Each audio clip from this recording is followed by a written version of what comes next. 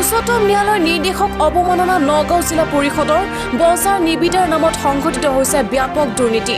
বজাৰৰ ম্যাদ উকলি যোৱাত অসম চৰকাৰৰ কেবিনেটে পুৰণি লিচিক এমাহৰ বাবে বজাৰ দিয়াৰ সিদ্ধান্ত লৈছিল। কিন্তু এই নিয়ম খাৰিজ কৰিছিল উচ্চতম ন্যায়ালয়ে। প্ৰত্যেক সপ্তাহে আঞ্চলিক পঞ্চায়তৰ নিবিদা দিবলৈ অনুমতি দিছিল উচ্চতম ন্যায়ালয়ে। কিন্তু নগাঁও জিলা পৰিষদে ৰূপহী বজাৰৰ প্ৰতি সপ্তাহে নিবিদা দিয়াৰ বিপৰীতে আন বজাৰসমূহ পূৰ্বৰ লিচিৰ হাততে অৰ্পণ কৰিছে এমাহৰ বাবে। ৰূপহী বজাৰ নিবিদাৰ পূৰ্বতকৈ প্ৰায় 200% বৃদ্ধি পাইছে, যাৰ বাবে সাধাৰণ ৰাইজে উচ্চ হাৰত ভৰিবলগীয়া হৈছে মাচুল।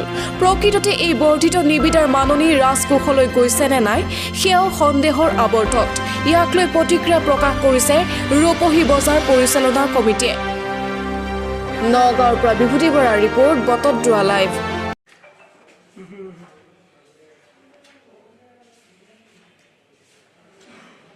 যিখিনি বজাৰতো আপোনাৰ লিচিয়ে চলাব পাৰে সেইখিনিতো দিবই দিছে।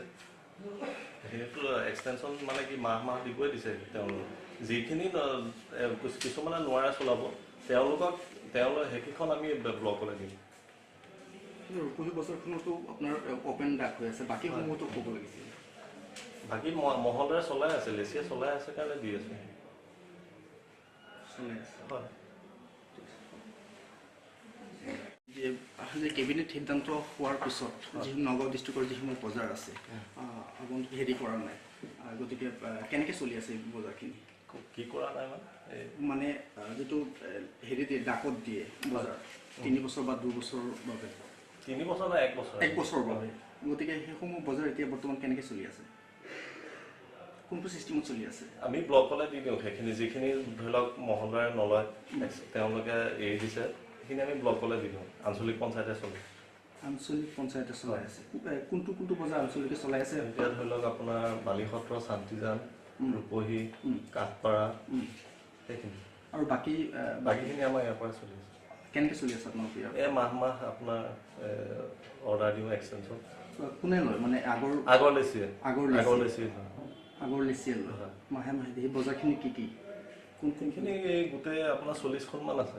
40খন কেইটা বজাৰ মানে হেৰি সেইখিনি তাত অৰ্ডাৰ মাৰি আছে যে সেইখিনি মানে যিটো হেৰি হৈছিল কেবিনেটে সিদ্ধান্ত মতে আপোনালোক চলাই আছে। হয়, কোৰ্টে জাজমেণ্ট দিছে আপোনাৰ প্ৰত্যেক বজাৰে আপোনাৰ হেৰি হ'ব লাগে, এই অপেন ডাক হ'ব লাগে, যিটো প্ৰত্যেক বজাৰ দিয়া নাই কিন্তু এক্সটেনশ্যন 1 মাহ তেনেকৈ দিছে। তেতিয়া ৰূপহী বজাৰখন কিয় আপোনালোকে দিয়া নাই? ৰূপহী বজাৰ হাইকোৰ্ট হৈছে, বাকী চব বজাৰতে হাইকোৰ্ট হৈছে নাই আৰু প্ৰায় 35খন বজাৰৰ হেৰি হৈছে, কেছ হৈছিল, জাজমেণ্ট দিছে তো ইতিমধ্যে। বজাৰ সেইকেইখন বজাৰ নহয় নেকি?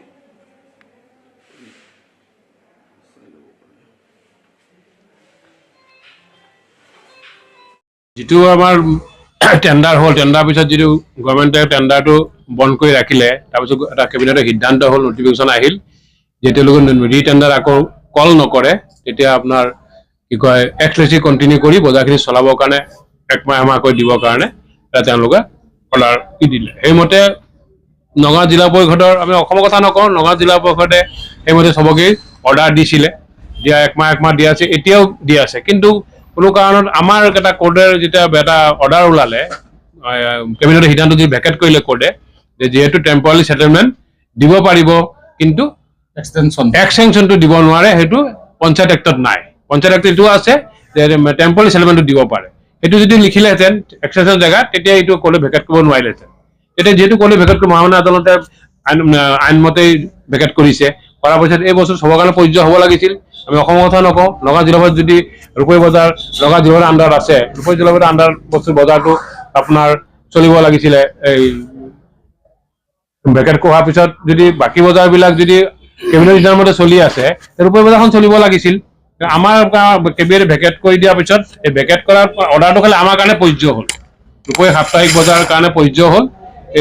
সেইমতে আমাক কেঞ্চেল কৰি এতিয়া আৰু আঞ্চলিক পঞ্চায়ত দিছে, যিটো কোৰ্টে যিটো আপোনাৰ অৰ্ডাৰ কৰিছে সেই অৰ্ডাৰটো মতে বাকী যিবিলাক নগাঁও জিলাৰ বজাৰ আছে চবে কিন্তু 1 মাহ যিটো কেবিনেটৰ সিদ্ধান্ত সেইমতে চলি আছে। গতিকে এইটো আমাৰ কাৰণে হ'ল, আমিতো আমাৰ পইচাও ক্লিয়াৰ আছিল।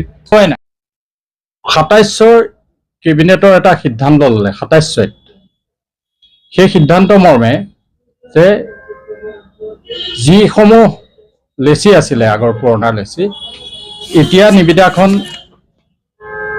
নিবিদা স্থগিত ৰাখি পুৰণা মহলদাৰকে কণ্টিনিউ কৰিবৰ কাৰণে এটা এক্সটেনশ্যন কৰিবৰ কাৰণে এক্স লেচি কণ্টিনিউ বুলি এটা এক্সটেনশ্যন অৰ্ডাৰ দিলে কেবিনেটে। কিন্তু সেই কেবিনেট সিদ্ধান্তটো তেওঁলোকে ঠিকেই দিছিলে, কিন্তু সেই কেবিনেট সিদ্ধান্তটোৰ ওপৰত কিছু বজাৰ হওক বা কিছু ব্যক্তিয়ে কেছ কৰিলে। আমাৰ মহামান্য উচ্চ ন্যায়ালয়ত কেছ কৰিলে। কেছ কৰাৰ ফলত কেছৰ এটা জাজমেণ্ট দিলে। জাজমেণ্টটো দিলে 29/11/24 তাৰিখত। 29/11/24 তাৰিখৰ মহামান্য উচ্চ ন্যায়ালয়ৰ যিটো জাজমেণ্ট, সেই জাজমেণ্ট মতে কি কৰিলে যে পঞ্চায়ত এক্ট ভায়োলেট কৰি পেলাই কেবিনেটে এটা ডিচিশ্যন দিছে, যিটো এক্সটেনশ্যন বুলি এটা শব্দ লিখিছে। মানে এক্সটেনশ্যন শব্দটো কোনো পঞ্চায়ত এক্টত নাই। কোনো মহলদাৰকে এক্সটেনশ্যন বজাৰ দিব নোৱাৰে পঞ্চায়ত এক্ট মতে। দিব পাৰে, কিন্তু সেইটো হ'ল টেম্পৰৰী ছেটেলমেণ্ট দিব পাৰে, কিন্তু এক্সটেনশ্যন দিব নোৱাৰে। সেইবুলি সেই কেবিনেটৰ যিটো ডিচিশ্যন হৈছিলে 29/6 যিটো অৰ্ডাৰ ওলাইছিলে কেবিনেটৰ, সেই অৰ্ডাৰটো মহামান্য উচ্চ ন্যায়ালয়ে 29/11 জাজমেণ্ট দি ভেকেট কৰিলে যে কোনো কাৰণতে বজাৰ এক্সটেনশ্যন দিব নোৱাৰিব আৰু বজাৰসমূহ এতিয়াৰ পৰা 3 মাহৰ ভিতৰলৈকে 3 মাহলৈকে আঞ্চলিক পঞ্চায়তে চলাব। আঞ্চলিক পঞ্চায়তে ওপেন টেণ্ডাৰ কৰে, কিবা কৰে, মেনেজ কৰে, আঞ্চলিক পঞ্চায়তে কৰিব, কিন্তু এক্স লেচি কণ্টিনিউ কৰিব নোৱাৰিব। এক্স লেচি নামতে এক্সটেনশ্যন দিব নোৱাৰিব। পঞ্চায়ত 105ৰ যিটো দফা পঞ্চায়ত এক্টৰ, সেইটোত টেম্পৰৰী ছেটেলমেণ্ট দিব পাৰে। গতিকে ইয়াৰ ফলস্বৰূপে কি হৈছে, তাৰমানে নগাঁও জিলাৰ আমিতো ৰূপহী বজাৰ পৰিচালনা সমিতি, মই সভাপতি, এওঁ উপসভাপতি আৰু ছেক্ৰেটাৰী আছে এওঁ। গতিকে আমি পৰিচালনা কৰি আছোঁ বজাৰখন। উত্তম কৌৰৰ নামত আমাৰ বজাৰ 2 বছৰ ধৰি কণ্টিনিউ হৈ আছিলে, কিন্তু তেওঁৰ নামত আমি পইচা এমাহৰ জমাও দিছিলোঁ, কিন্তু আমাক নগাঁও জিলা পৰিষদৰ কাৰ্যবাহী বিষয়া মহোদয়ে আমাক পইচাটো মানে অৰ্ডাৰ কেঞ্চেল কৰি পইচাটো আমাক বেক কৰিছে। এসপ্তাহ 10 দিনৰ আগত বেক কৰিছে। এসপ্তাহ আমি চলালো, কিন্তু আমি এসপ্তাহ চলাইছো।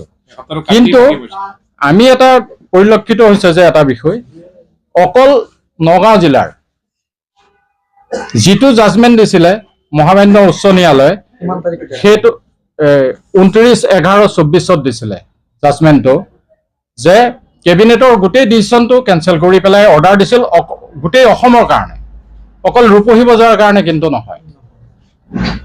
যদি ৰূপহী বজাৰ আঞ্চলিক পঞ্চায়তে চলায়, তেতিয়াহ'লে অসমৰ বেলেগবিলাক বজাৰতো আঞ্চলিক পঞ্চায়তে চলাব লাগিব।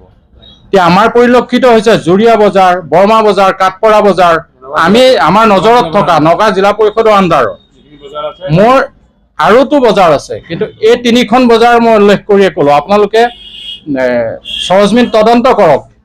এই 3খন বজাৰ এক্স লেচি নামত কিন্তু এমাহৰ পইচা লৈ কণ্টিনিউ কৰাই আছে আজিৰ তাৰিখত নগাঁও জিলা পৰিষদৰ অধীনস্থ বজাৰ। গতিকে অকল ৰূপহী বজাৰ আমিয়ে ভুগিবলগীয়া হৈছে যে এই কষ্টটো। আমিতো ভুগিব নালাগিছিল। অকল ৰূপহী বজাৰ ক্ষেত্ৰত এইটো অৰ্ডাৰটো ফ'ল' হ'ব নালাগিছিল। মানে হ'লেতো এইটো অৰ্ডাৰটো মোৰ ইয়াত আছে, আপোনাক দি দিম গোটেই তথ্য। কোৰ্টৰ জাজমেণ্টটো অনলাইনৰ পৰা কালেক্ট কৰি লৈছোঁ, এতিয়াও চলি আছে।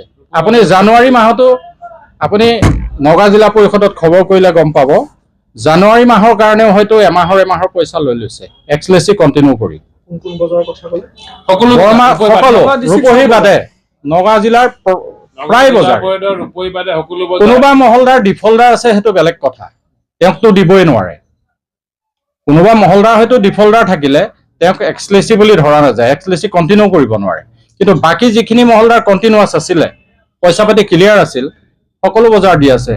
মেইনলি মই কৈ দিলোঁ আপোনাৰ ওচৰৰ বজাৰ, আমাৰ কাঠপাৰা চাওক, বৰমা চাওক, জুৰিয়া বজাৰ চাওক, জানুৱাৰী মাহৰো অৰ্ডাৰ পাই গৈছে তেওঁলোকে পইচা চাগে জমা হৈ গৈছে 1 মাহৰ এক্সটেনশ্যন যিটো নেকি যিটো মহামান্য উচ্চ ন্যায়ালয়ে সিদ্ধান্ত কৰাটো নাই কেবিনেটৰ সিদ্ধান্ত মতে বজাৰ সেটেলমেন্ট দি আছে কেবিনেটৰ সিদ্ধান্ত কৰাৰ পিছত যেন কোৰ্টে যিটো 29/11 যিটো জাজমেন্ট দিলে 24 29/11 নৱেম্বৰ 29 তাৰিখে যিটো জাজমেন্ট দিলে সেই জাজমেন্টটো ভায়োলেট কৰিটো চলাই আছে অমান্য কৰিছে আমি মানি লৈছো আমি কোৰ্টৰ অৰ্ডাৰ মৰ্মে আমাক আঞ্চলিক পঞ্চায়তে চলাই আছে ৰূপহী বজাৰখন আমাৰ তাত ক'বলগীয়া কথা নাই কিন্তু অকল ৰূপহী বজাৰৰ কাৰণেহে জাজমেন্টটো হোৱা নাই অল অসমৰ কাৰণে হৈছে গোটেই অসমৰ আপুনি কোনে কৰি আছে বা কাক আপুনি এইটো আমাৰ জিলা পৰিষদে কৰিছে নগাঁও জিলা পৰিষদৰ মুখ্য কাৰ্যবাহী বিষয়া মহোদয়ৰ লগত আপুনি আলোচনা কৰক কৰি তেখেতৰ পৰা ডাটা কালেক্ট কৰক আপুনি যদি নহয়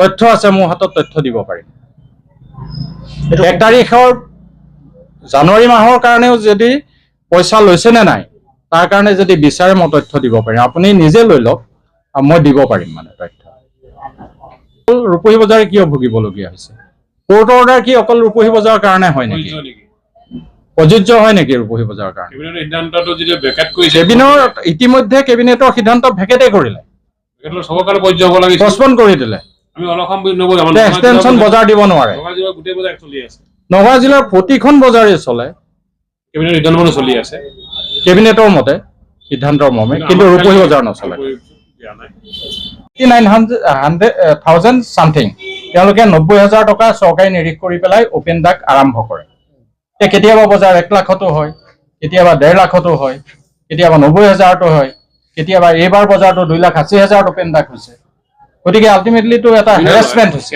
আমি চলাই থকা নাই বজাৰ এতিয়া বজাৰ আমি চলাই থকা নাই পাব্লিক হেৰাসমেন্ট হৈছে তো আজি 2,80,000 টকা উঠাবলৈ হলে সৰ্বসাধাৰণ ৰাজ্যৰ পৰা এইটো পইচা ল'ব লাগিব তেওঁলোকে ক'ৰ পৰা দিব এই ক্ষেত্ৰতটো এটা অন্যায় কৰা বুলি মই ভাবো এইটো জিলা পৰিষদে এইটো এটা বা আঞ্চলিক পঞ্চায়তৰ যিটো অৰ্ডাৰ দিছে জিলা পৰিষদে সেইমতে কিন্তু এটা পাব্লিক হেৰাসমেন্ট হৈছে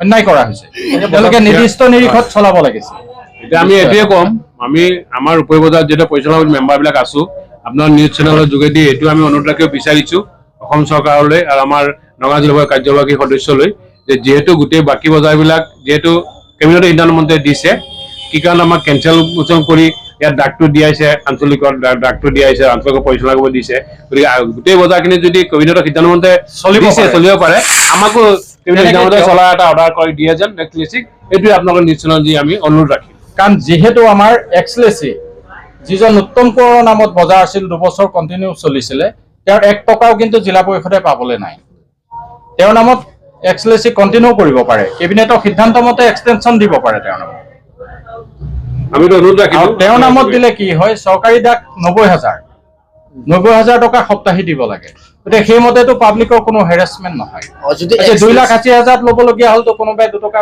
বেছিও মাচুল